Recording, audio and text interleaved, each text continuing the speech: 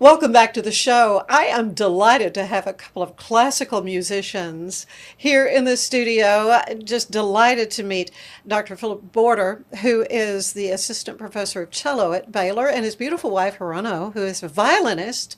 And together they form Duo B.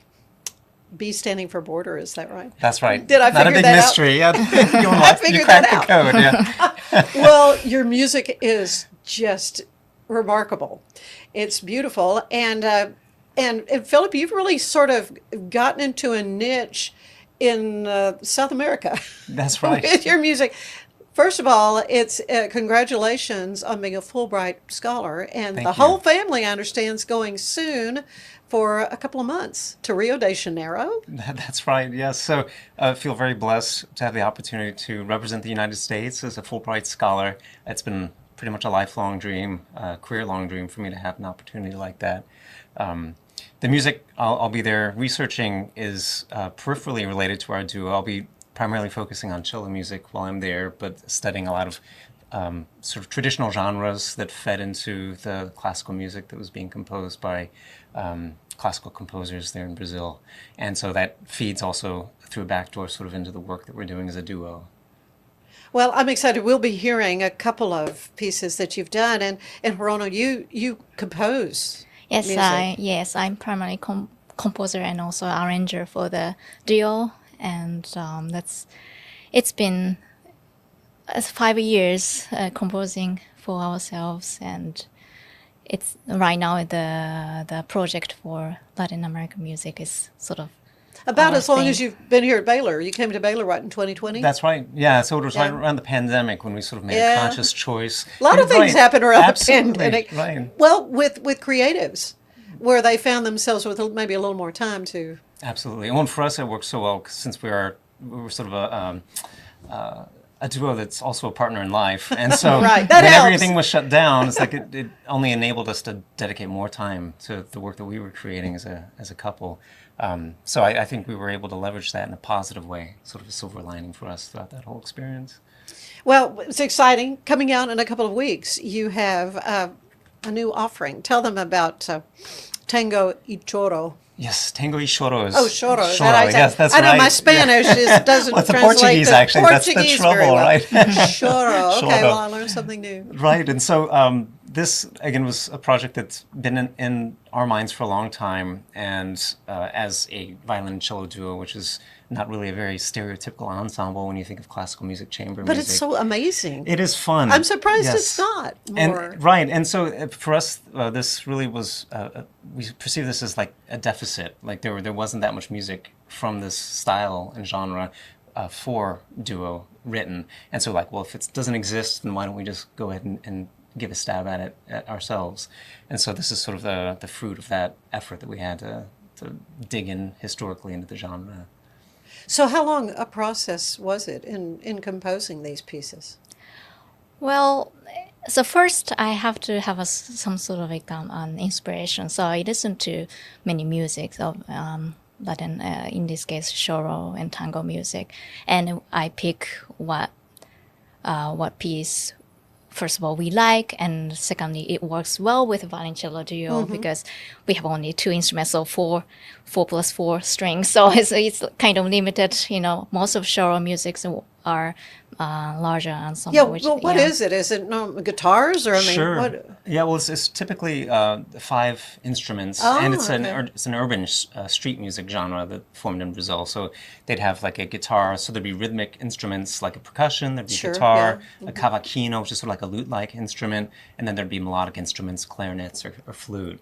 And so, yeah, the challenge is like trying to reduce an ensemble that's fairly large and percussive, and then trying to find a way to imitate those sounds on our instruments has been a really interesting experiment. And that particular piece called a Jaca is actually a work that was written. We found ourselves also being drawn towards piano music that was written during that time. And so that was originally a piano work that ended up also getting it ended up getting put into a bunch of different settings for Shoto ensemble. But Hirono in particular was working off of a piano edition of the work and then using that to use the basis for our arrangement. Yes. So how did you two meet? Well, we met in Germany. Oh, okay. Yes, That's the joke, right? Where does an American cellist meet a Japanese violinist? Right?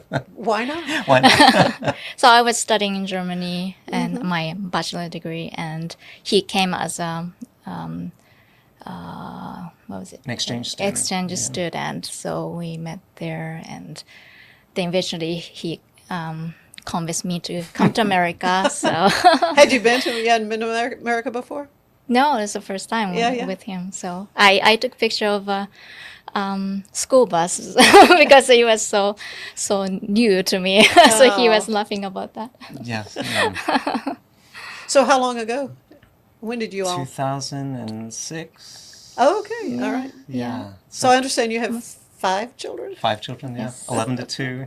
Yes. Oh my goodness! And everybody's going to Brazil, right? You're right. Everyone's The whole pack is. Well, that was part of the deal. A year ago, I went to Brazil on sort of a fact-finding mission, which is where I wrote a lot of the content for the proposal for the Fulbright. I was down there making networks and connections and getting support from a host institution, and I was there for a week, leaving all the family behind. I went to Rio for a week by myself, and that was the deal. I come back, it's like I can't go by myself again unless we have an opportunity to go as a family. So, so I'm so excited, and that's part of why we do exciting music thing. together, is to be able to share these experiences with our children. We hope it's a really memorable experience for them. Oh, and they're homeschooled, so that the schedule we you can just carry bring- the schedule with right. you. Yeah. Yes, Oh, that's the benefit of being perfect. homeschooled. So I want to know a little bit more about the whole Fulbright Scholar thing. You know, I had President Livingstone here on the show, and of course we were talking about how the motto has changed for Baylor and added mundo, added world, and really this is fitting right in to the new theme now at Yes. Baylor, including the world. Yeah, and I think not that was an additional motivation for me to do it, but Right. when I saw that occurring, and particularly when I first moved here in 2020, when we first moved here, the new Illuminate strategy that they had, strategic plan, really placed an emphasis on building connections in Latin America. And that was something that had just it wasn't at all strategic on our part. It just happened at a time that we were embarking on this sort of musical journey of finding and discovering music, and finding there was a real need and a craving for artists to include this music in their programs. And so we like to think that we're hopefully filling a need for musicians across America and sharing music that people just don't hear in concert halls. And so having that opportunity now to not only represent Baylor abroad, but having that recognition as Fulbright scholars, something that it's a big responsibility, but it's also a great honor and a privilege. So I'm really excited about it. So after you do this period, what comes out of this? Do you write a paper? Do you what happened? Just more music? Or? Yes, I mean, I think the understanding is they trust us as scholars to go down and embark on the whether it's teaching or research that we're intending to do. For me, it's a creative process, and so I have several notable high-profile institutions. I'll be working with the university in Rio de Janeiro and a wonderful institution called the Casa do Choro, which has an archive of so many different, a really rich tradition of manuscripts. And so I'll be working, I'll also be learning, because I honestly, it's not a style of music that we're familiar with. And so the Casa do Choro has community classes, and so I'll be in there with 7-string guitar players and my cello trying to learn how to fun. interpret the music. And our children, they're also going to be signed up for music classes while we're there. So I was they'll going to say, are yeah. they all becoming musicians as well? That's right, yes. So our older two taking piano and cello, and so they'll get to have an experience of learning it as well. Like Sort of- percussion, perhaps. yeah, percussion. So it's an immersive experience for me getting to do the Fulbright, and then coming back, I have plans to bring and invite the musicians who I was working with and will be working with in Brazil, and bringing them here to work with the students. And so there's that element of cultural exchange that's so critical to the Fulbright, and also at a place like Baylor is so welcome and encouraged. So, and that's again just a real blessing to have that support. Well, you bring so much to the table at Baylor. I mean, I can see with this added element that budding cellists are going to want to come and study with Dr. Borter, huh? Yeah, well, that's kind. It would be a wonderful thing, and I think Baylor's finding a wonderful way to draw a certain type of student. The atmosphere and the culture and the nurturing environment is something that appeals to a lot of, I think, young artists, and hopefully it'll just become more distinctive. Yeah, you've had a lot of amazing success, though, wonderful accolades that you've received. Winners of the Eastman Concerto Competition, and performed at Kodak Hall at the Eastman Theater and John Kennedy Performing Arts Center, and in Japan and in Berlin as well, back to Germany.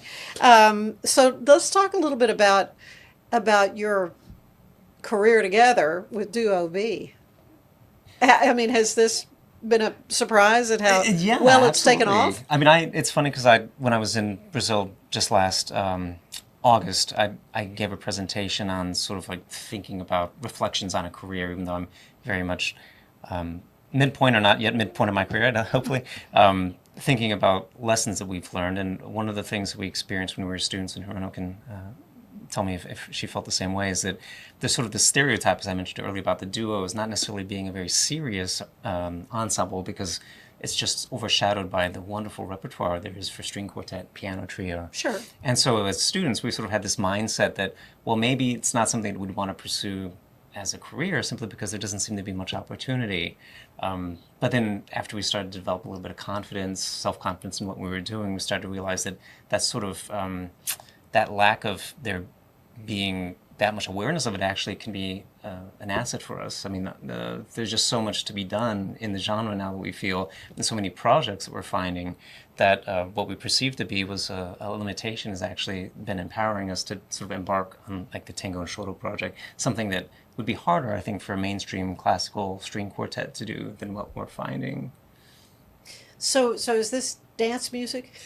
Are people going to be tangoing too? Oh, well, yeah, hopefully the Do tango. you think they could? Yeah, they could. Do you guys dancers too? Well, our children dance. So we're at home in the evening and we want to get inspired. We'll put on the Brazilian Shoro music, and the children Yes, just love dancing yeah. to Oh, it. yeah. It's great. It's just got an infectious energy, the rhythmic vitality.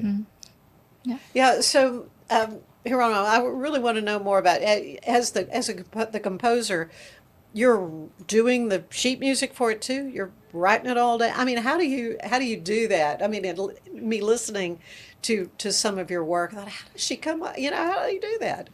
Well, at least I'm able to play the violin, so my part is sort of like playing, with my instrument and just take notes what I it comes to my mind. And also cello. Of course, I don't play cello, but at least I have more knowledge than like clarinet or other instruments. Sure. So I can sort of also I have a great resource. I can ask him if it's manageable to play and everything else. So yeah, I'm primarily playing with my instrument, and sometimes I tap keyboards and make harmonies, and using a paper, like a very old-fashioned way. Yeah, I was going to say even old notes. school. I mean, I just Yes. imagine there are all these programs now that it just listens to you and then it writes it all out. Am I Well, in the dreaming end, that? yes. Once I finish I put all my ideas in my sheet. Then I will put into that.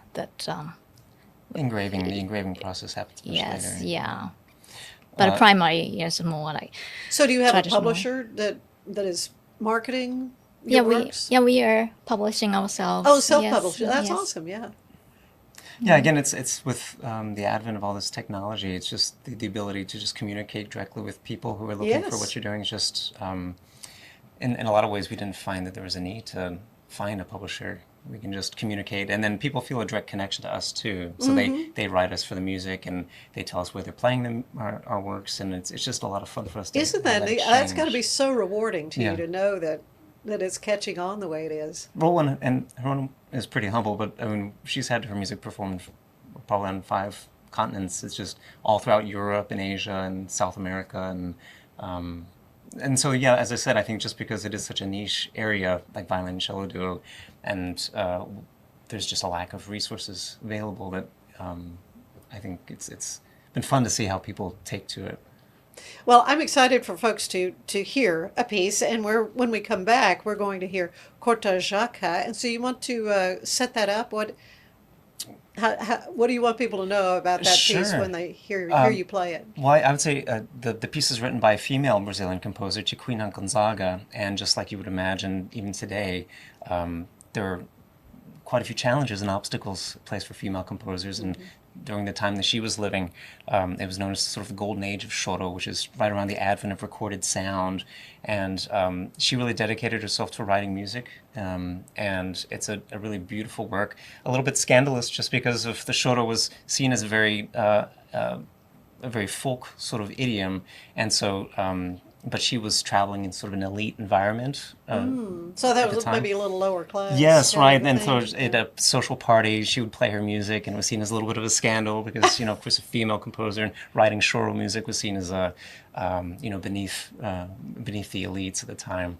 And so the work has that sort of like just as it's got a rhythmic vitality that's really infectious, but there's such beautiful melodic lines present as well. And so it's a piece that really deserves a much broader hearing than it's given. Well, I'm looking forward to it. We're going to hear that. We're going to take a quick break, and we're going to hear Cortajaca, but we'll also be visiting some more with our wonderful guests today to hear a little bit more about their backgrounds. So you stay with us. There's more of the show ahead. I just got my Colgate Advanced LED Whitening Treatment in the mail, and I am very excited to have dramatically whiter teeth in just 10 days. My teeth are going to be 6 shades whiter. The treatment is enamel safe and hassle-free. It's even designed for my sensitive teeth. Let's open it up. Inside we have the blue light whitening device. It's a charger for after each treatment as well. There's a full 10-day supply, and it looks easy to apply. Order yours today at shop.colgate.com. So all you have to do is tap your Popple to the back of someone's phone, like that, and they instantly get your social media and contact info right on their screen. They don't need an app or a Popple to receive your info. With our feature called Popple Direct, you can pop one of your links directly. I turned Direct on for Instagram. Now when I pop someone's phone, it opens directly to my Instagram. So get your Popple today and start impressing everyone you meet. Make it pop.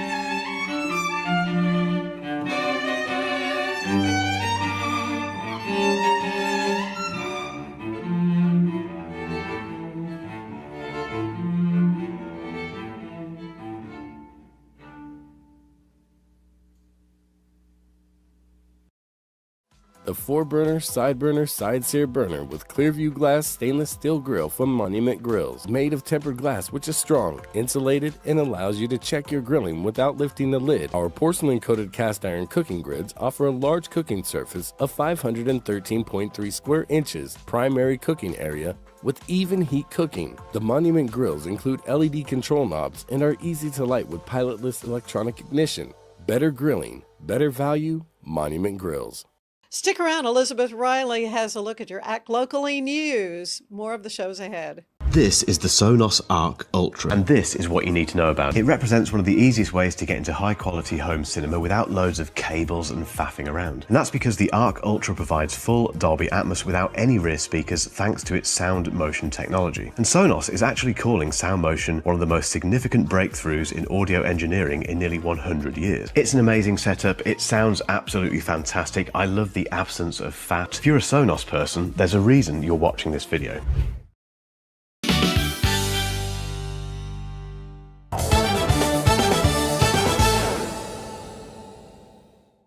There are new library cards at McLennan County Libraries for September, which is National Library Card Month. There are some absolutely stunning cards, so either register for an account today or go switch out your current card while supplies last.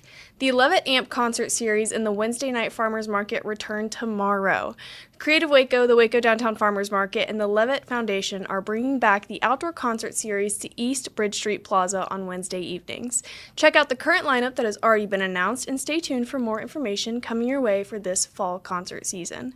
Finally, the Olive Branch Bistro and Bakery is hosting happy hour and book signing with the artists of the new Waco Landmarks book designed by Central Texas Watercolor Society this Friday, September 5th from 4:30 to 6:30 p.m. Stop by Olive Branch Bistro and Bakery this Friday for amazing food, conversation, and community. I'm Elizabeth Riley with your Act Locally Waco News, and I'll see you next time.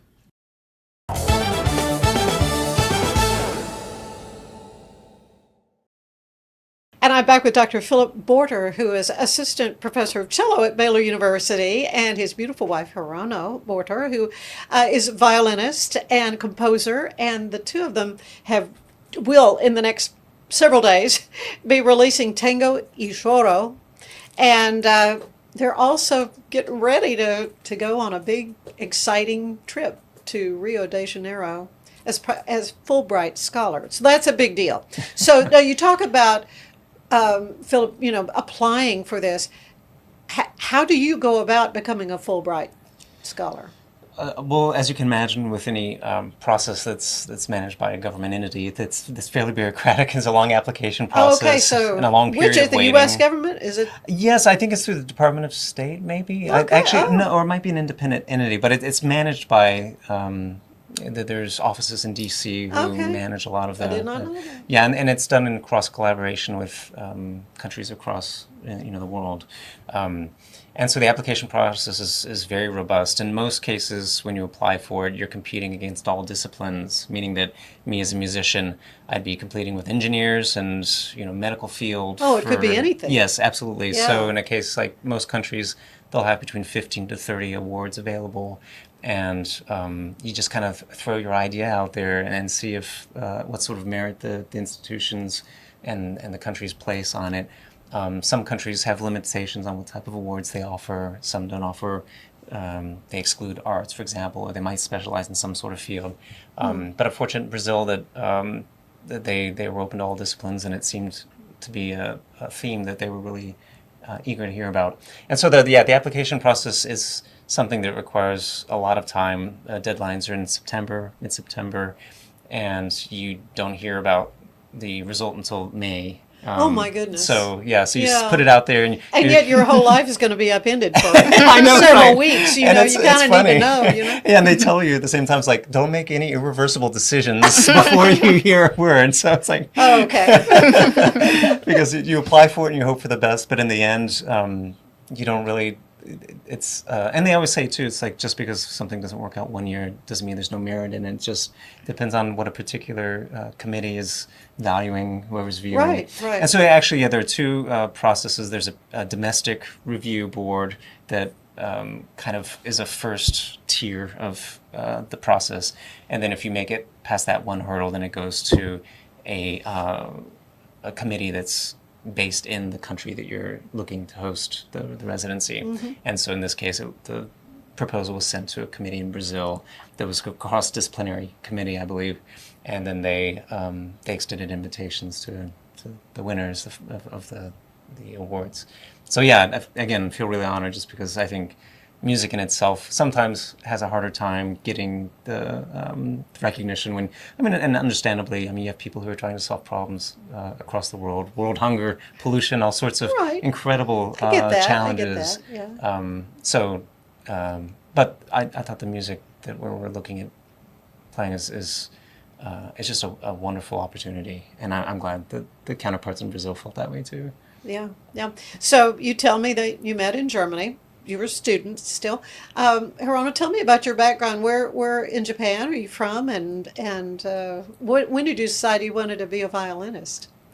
So yeah, I'm from Japan. I lived in Japan until I went to Germany. So like until high school, like 18-year-old. So both of my parents were musician, and so Okay. music is. What did they play? My father played double bass, and my mother played the piano. Okay. And music sort of like my expectation to That's play. right. You grew Yes. up with it. Yes. That's good. That's wonderful. Yeah, that's how I started, even without knowing. Yeah. Yes. But so why the violin? Did you do Suzuki? Did you do the cute little violins? Yeah, I played it. Yeah, from the 1/16th.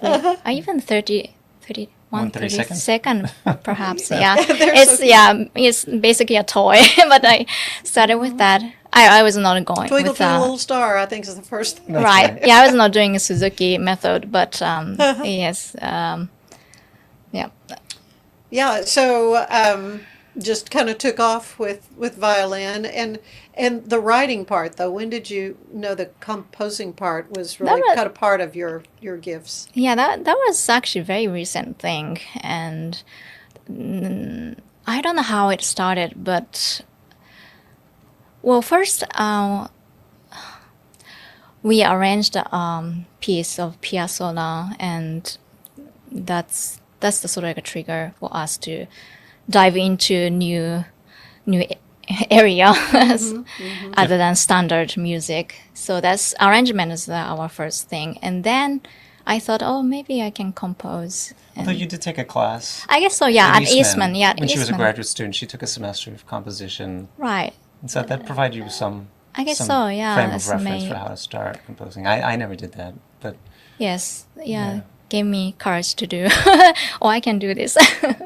Yeah, that's awesome. Well, what about you, Philip? When did you start studying cello, or do you play a lot of instruments? no, I had almost the opposite experience than Hirono in the sense that I was a little bit of a late starter. I was around 13 years of age when I started. Really? Yeah, so I was a little late starter, and I have a musical family. I mean, my dad was an amateur musician, and I have some other distant family that all learn instruments. So we were a family of music lovers. But I'm the youngest of 4 children and the only one to pursue music seriously. Really? Yeah. And so, that I think I had a bit of a different experience growing up, like not necessarily quite understanding the nature of the music industry and having that late start. I think that's helped me to become a pretty sensitive teacher in that regard, like understanding the learning process and understanding what it's like to grapple with a lot of challenges to learning the instrument. But yeah, it's one of the things we enjoy talking about too with our children is the fact, like, how are we going to start music with them? And she's like, well, don't start them too young. And I'm like, let's get them started young. And so Yeah, you're younger than 13. and so I think that's just like that different experience growing up is something that's provided a lot of unique perspective and how we talk about. Well, I was just thinking that the size of the instrument. Do they have Suzuki cellos? Yeah, I little mean, bitty ones? sure they do come. They do come Okay. pretty That's small. interesting. Yeah. Yeah, but you know, There's you a were certain- able to get. Was it through school? How did you?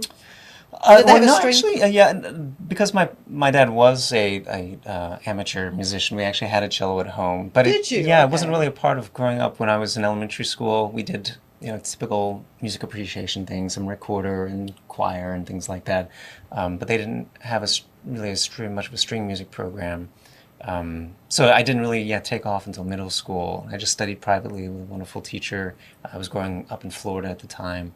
And then actually when my family moved, this is sort of what really got me to buckle down into my music studies. My family moved to Virginia when I was a teenager. And then there I worked with the principal cellist in the symphony in Richmond. And he was the one who sort of put me on the path. It's like, you could do this if you really, if you start to take it seriously. So, Really? So, sometimes it takes that Yes. one person, a Right. coach or whatever. You hear these stories. Absolutely, because I was just doing it for Yeah. just the joy of doing it. And I had no thought of like pursuing it as a vocation. And so he was the one that really said, "Well, you should try doing a music festival, summer festival." And I did that, and I thought I came away meeting a bunch of people who are really passionate about music. Right, the ones peers. that are living it and eating Yes. and breathing and drinking, Yeah, and then I right, came right. back and said, "Well, I'm just gonna see how it goes. I'll do it."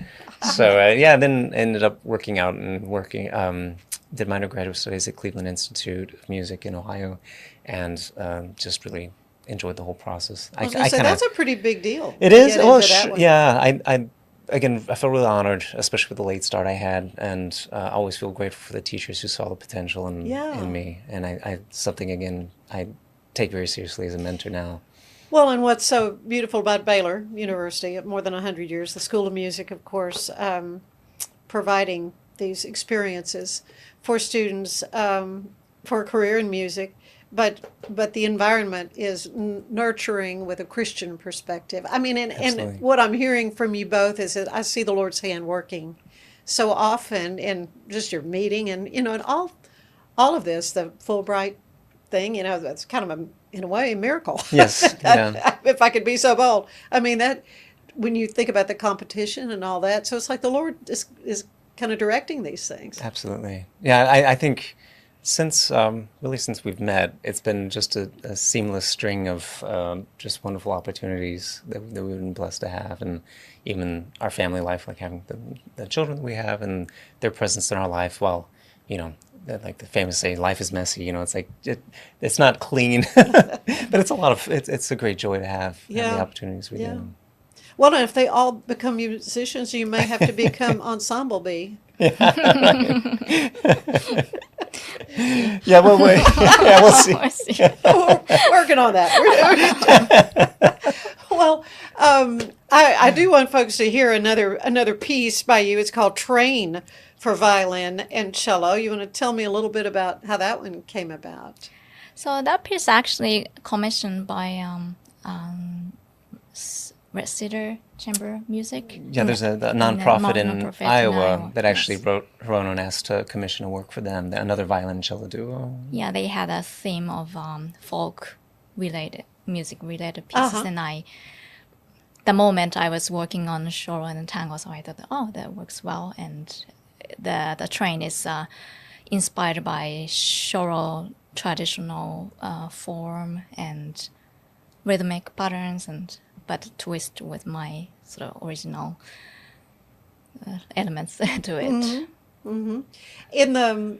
In the classical repertoire, though, do you have a favorite composer that I mean, obviously you study classically. It's always changing, and when I was high school, I really liked Shostakovich or something very how to say hardy. Yeah, I was going to say, yeah. music. Kind of Right. sink your teeth into that, right? Like Shostakovich. And also, I like classical rock music. So Oh, do you this is really? some Okay. sort of like Well, a relationship, so- perhaps. Okay. But now I like late Beethoven and more peaceful, in a way, music, and just yeah. That's interesting. yeah, What about changing. you, Philip? Do you have like a favorite, aside from your lovely wife? Yes, that's a right. favorite composer? No, not particularly. Again, like her, since digging into the Brazilian music, I found just an incredible appreciation for the genres that are written, particularly for cello. Villa-Lobos is a composer I hold dear. Yes, right. And he had played such a really, excuse the pun, instrumental role in and profiling the cello and writing music. And it's a legacy that exists still to this day in Brazil. So that's music that's really at the top of my playlist. Is just whenever I'd have a chance, I'd get on YouTube or Spotify and I'll just have Brazilian music playing.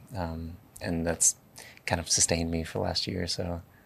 Well, and you're just going to come back booming with Yes. more with more music. So so this Fulbright excursion of yours is going to begin when in October 15th. oh so it's next month. Okay, and that's going to be a wonderful experience for the whole family. I mean, I know you're really going to enjoy that. And we're going to hear Train for Violin and Cello, but I want to kind of wrap things up. It's a little questionnaire that I ripped off shamelessly from inside the Actors Studio. The late great James Lipton would ask these questions, so I'm going to ask both of you. First of all, what is your favorite word? And it could be in Japanese if you want it to be a Japanese word. We'll learn something new. But do you have a favorite word? We'll start with Philip. I'm probably going to take her favorite word, which is simplify. Okay, that's good. Simple life. Yes. Simple life. That's her model, simple Yeah. life. Do you have a least favorite word?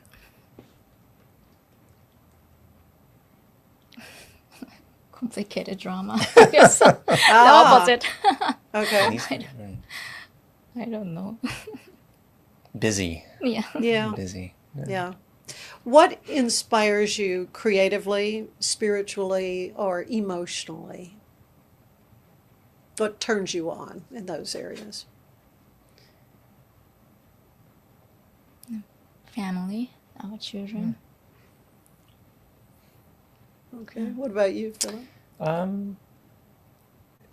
I think of experiences, I think of like every time we go out somewhere, we try to find something that is a potential source of inspiration, even if it's just like sitting out on our back porch and enjoying the warm weather, trying to find contentment where we are and recognizing the work that we want to do is something that's a personal choice and something that we really find a great deal of satisfaction in. It's very empowering. Conversely, what turns you off creatively or spiritually or emotionally?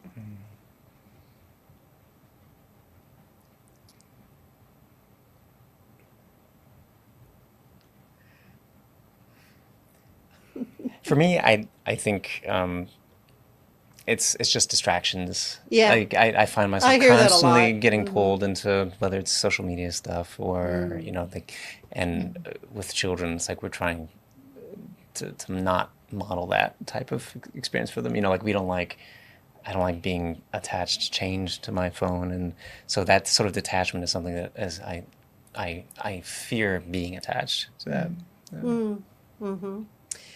I'm going to ask a couple of classical musicians. What is your favorite sound?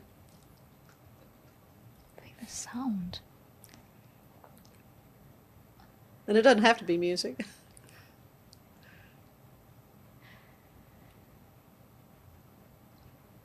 Well, I think beautiful human voice.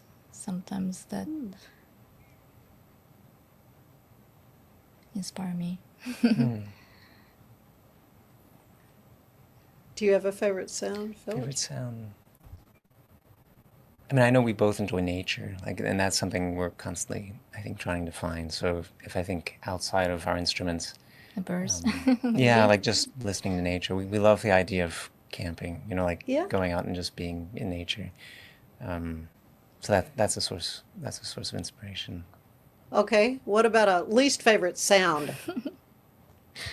Construction. Right now, vehicles. So many roads. Jackhammers. Yes. There's that. Yeah. That's interesting. And because I'd like to think that, there's something that's really in the natural world that's unpleasant to experience. But I can't name of anything that I wouldn't mind. Even if I think about things that naturally come to mind, like our children yelling at each other. Yeah, yeah. Oh, listen, I've heard that before. From my Sure. guests. Yeah. And I think about, my of course. kids fighting. Yeah, and I mean that's something that I think we don't want to encourage, but certainly I wouldn't want that to if we had the choice, I wouldn't want that to necessarily be gone. Okay, what job would you like to have tried? What career or profession maybe when you were a little girl or a little boy, you're like, oh, I want to be a fireman. I mean, I don't know. I'm not to Well, for plan an me, it idea. was being an astronaut. An astronaut. Yeah, and Okay, I there grew you up in go. Florida, and we, even from our backyards, occasionally we could see the rockets and shuttle Oh, taking off from yeah, our yeah. backyard in the nighttime.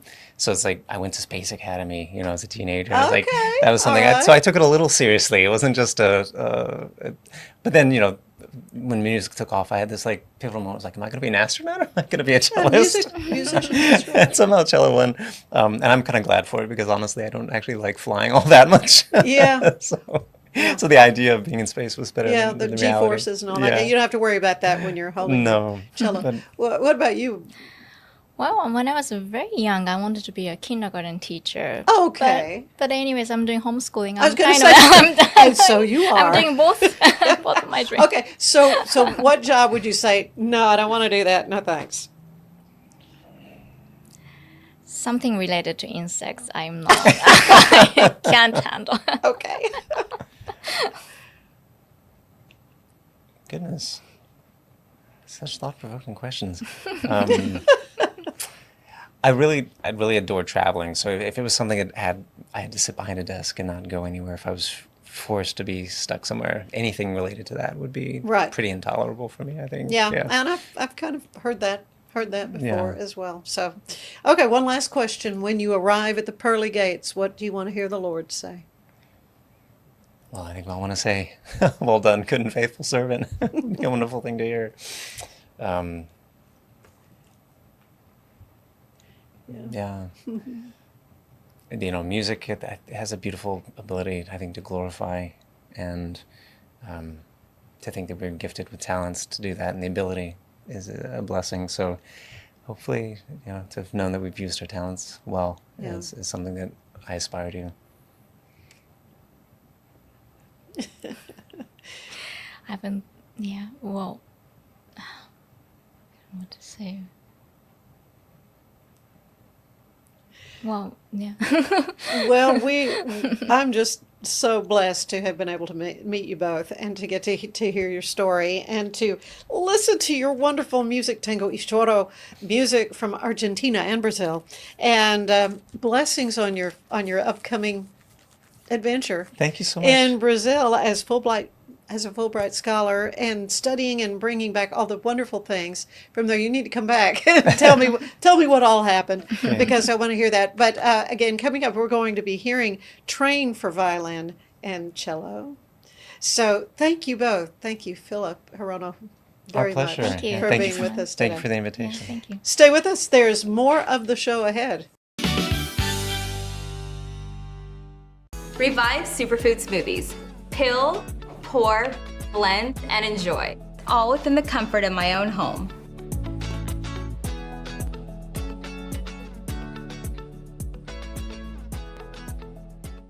Revive Superfood Smoothies. Peel, blend, and enjoy. Fast and easy, and I'm out the door.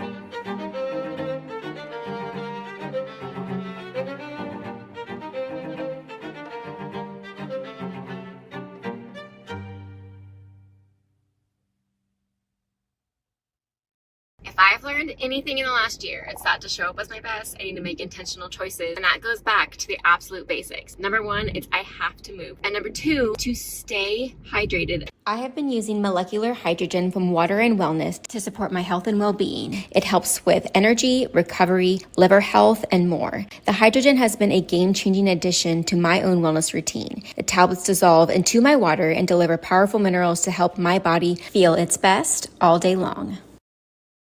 Escape into fitness with the Schwinn IC4 bike, providing a premium, heart-pumping indoor cycling experience that combines digital connectivity with superior Schwinn quality. The IC4's smooth, quiet ride features magnetic resistance with 100 micro-adjustable resistance levels. Escape the everyday with the Schwinn IC4 bike, your ticket to a life well lived.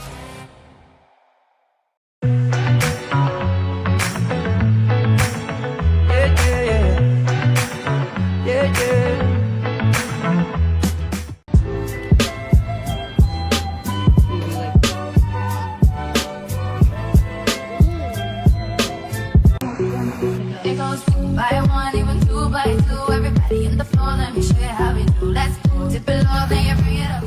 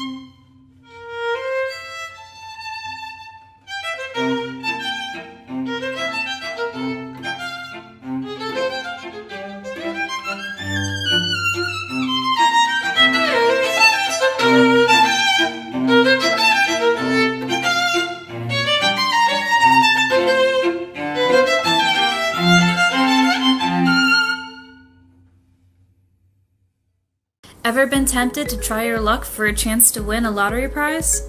National lottery games like Powerball and Mega Millions have seen their jackpots rise over $1 billion more than a dozen times in recent years. The winning ticket to the largest jackpot in history, valued at over a whopping $2 billion, went to a lucky Californian in 2022. The Associated Press spoke with Assistant Professor Gabriel Sosa Castillo from Colgate University to provide more insight on the odds of a player taking home a prize. The odds of winning any prize is between 2 in 49 and 1 in 25. So about 4%. So not impossible. However, the odds of winning the jackpot are very slim, is 1 in 292 million. For comparison, your odds of being struck by lightning in a year is only 1 in 1.5 million. Being bitten by a shark is 1 in 5 million. So unfortunately, the odds of winning the grand prize are pretty minuscule. Many people wonder if as excitement grows for a rising jackpot and more people buy tickets, does that change the odds of winning? All of the odds remain the same for the jackpot or for any of the minor prizes. Everything remains the same, but the jackpot keeps accumulating. So that is the only thing that is changing. What about sharing the jackpot? Is that more likely with more people playing? The odds of tying are even slimmer. So when a player does win the jackpot, there's a good chance they'll be keeping it all to themselves.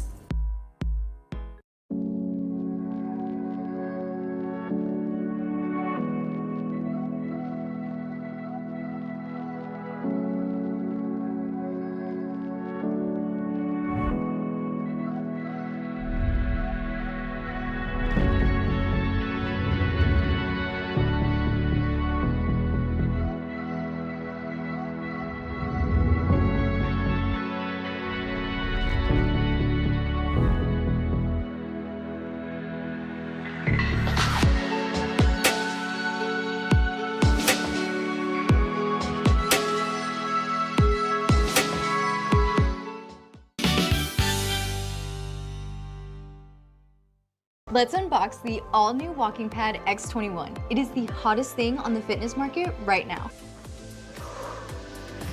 Whew. I like it. I like it a lot. Well done, Walking Pad.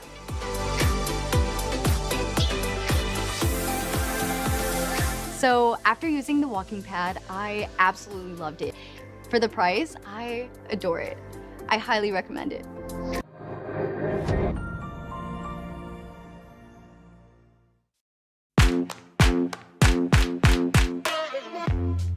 Hi, my name's Erica and today I'm going to be taking you through my skincare routine using the Tasmanian Spring Water range from Sand and Sky. This range is really good for dry and dehydrated skin like myself. It's packed with 2 types of hyaluronic acid and fermented sea kelp to reduce redness and irritation, which I experience daily. So that's it. It's so quick and so easy and my skin feels so dewy and so hydrated.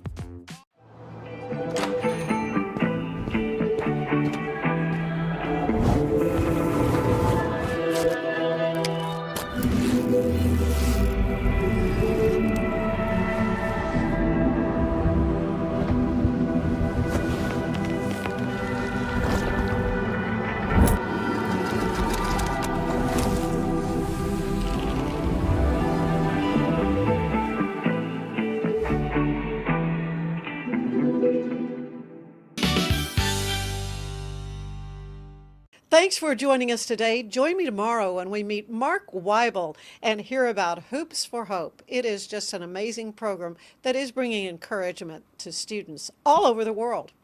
You have a great day.